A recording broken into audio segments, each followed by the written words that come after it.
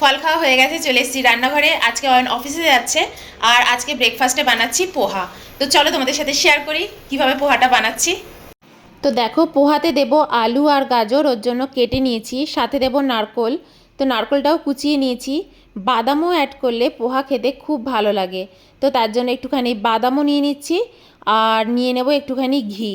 ঘি আর সাদা তেলে বাদামটা ফার্স্টে একটু ফ্রাই করে নেব। তো একটু সাদা তেলও নিয়ে নিচ্ছি। ফ্রাই করে নিয়ে বাদামটা আমি একটা প্লেটের মধ্যে তুলে রেখে দেব। এবার ওই তেলের মধ্যেই ফোড়নে দেব শুকনো লঙ্কা, জিরে আর দেব কারি পাতা, একটুখানি ফ্রাই করে নেব। এরপর ওই আলু আর গাজরটা একটুখানি ধুয়ে আর নারকোল কুচোটাও অ্যাড করে দিলাম।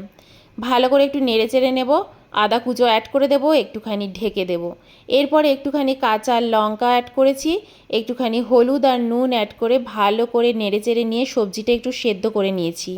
তারপর এর মধ্যে চিড়েটা অ্যাড করব। আধ ঘন্টা আগে আমি চিড়েটা ভিজিয়ে রেখেছিলাম, তার মধ্যে চিড়েটা আমি অ্যাড করব। ফার্স্টে একটু ধুয়ে রাখা কিশমিশও আমি অ্যাড করে দিলাম। বাদামের সাথে কিশমিশও পোহাতে খুব ভালো যায়।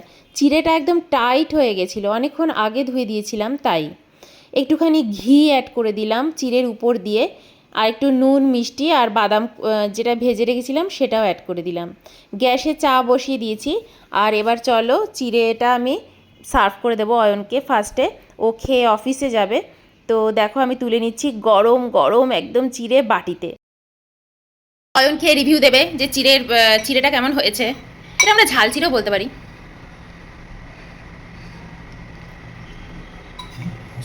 ভালো হয়েছে? নুন মিষ্টি সব ঠিকঠাক হয়েছে? এরপর চাও আসছে, চা খাবো। আমিও দেখো থালাতে একটুখানি নিয়ে চলে এসেছি চিড়ের পোলাও। এটাকে চিড়ের পোলাও বলবো তাই না? পোহাটা ঠিক আমাদের সাথে যায় না। কিন্তু কারি পাতা দিয়ে করেছি, এর মধ্যে লেবু ছড়িয়ে খেতেও ভালো লাগবে, দারুণ লাগছে।